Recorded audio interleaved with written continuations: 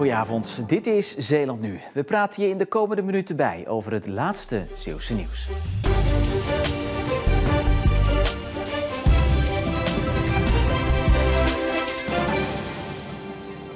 De gemeente Hulst gaat de haven in Walsoorde kopen.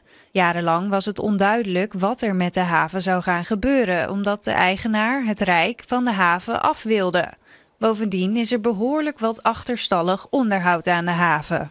Nou, de kades hebben onderhoud nodig en er zit vervuiling in de bodem.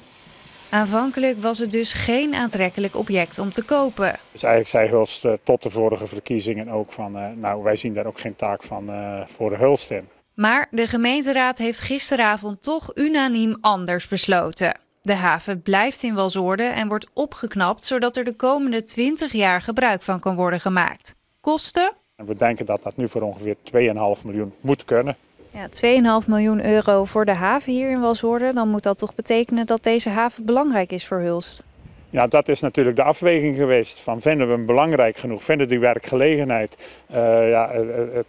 de levendigheid, vinden we dat belangrijk genoeg om dat geld erin willen stoppen? En het antwoord daarop is ja geweest. Dat hebben we ervoor over. Wij vinden die werkgelegenheid voor ons gebied zo belangrijk dat we dat willen doen. De gebruikers van de haven hebben daarmee duidelijkheid gekregen. Want iedereen zit dus een hele tijd al te wachten om in zijn bedrijf te investeren. Want ja, als je niet weet dat de haven nog een tijd doorgaat, ja, dan ga je geen miljoenen investeren waar je niet van weet of dat nog gaat renderen.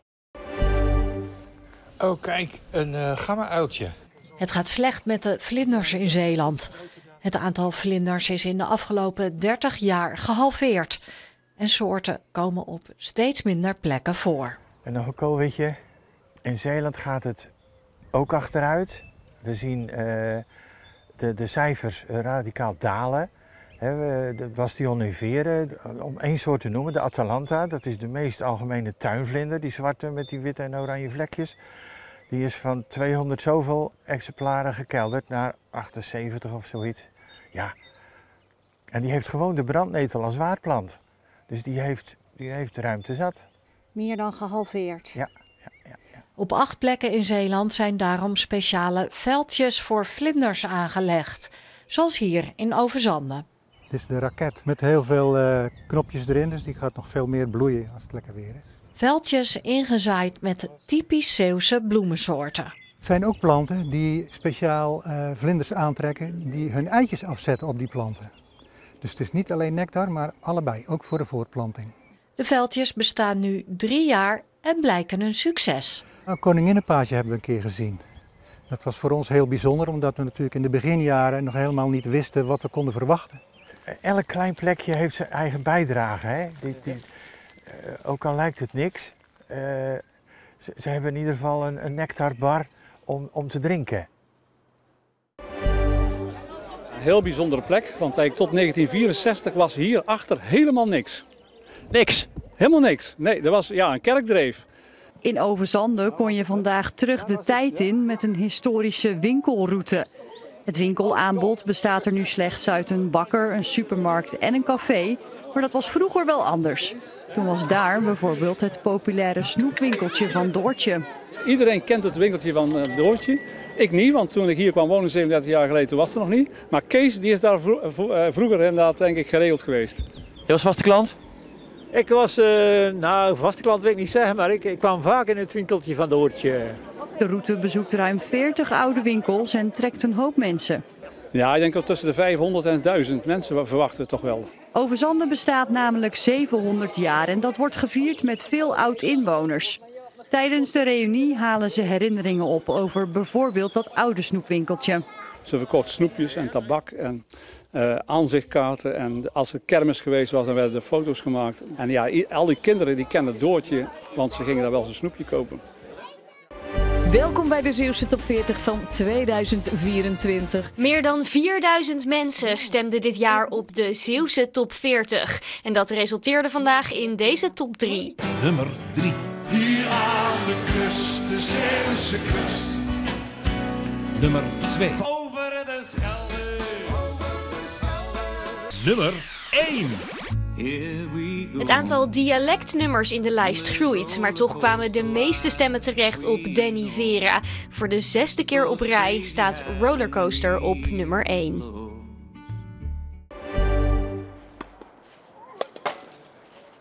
Het was en het is mijn droom om in die top 100 van de wereld te komen en alle grote toernooien te mogen spelen. En dus zet de 24-jarige Ronetto van Tilburg uit Arnhemuiden alsnog alles op alles om als prof door te breken. In zijn jeugd stond hij bekend als een van de grootste talenten van Nederland, maar op 17-jarige leeftijd werd hij ziek. Er werd een auto-immuunziekte geconstateerd, waardoor hij zijn carrière niet kon voortzetten. Zeker het jaar nadat ik moest stoppen en nog niet ben begonnen met studeren eigenlijk. Dat was best wel een heel moeilijk jaar. Het voelt eigenlijk alsof je gewoon echt iets verliest wat je grote passie is. Dus ja, daar heb ik het echt wel heel erg lastig mee gehad. Nu hij zijn studie psychologie succesvol heeft afgerond en al jaren geen klachten meer heeft, kan hij zich weer fulltime focussen op zijn sport. Toen ik ben begonnen vorig jaar ben ik ook begonnen op de internationale tennistour. Dus je begint dan op het laagste niveau, de Futures heet dat. Dus die wil ik heel veel spelen om zo punten te verzamelen voor de wereldranglijst. En daar hoger op te komen. En hoe hoger op je komt, hoe grotere toernooien je kan gaan spelen. Hoe meer punten je kan verdienen en ook hoe meer centjes je kan verdienen. Hopelijk ooit. En als het over 2 jaar is, over 10 jaar, ik vind het allemaal goed.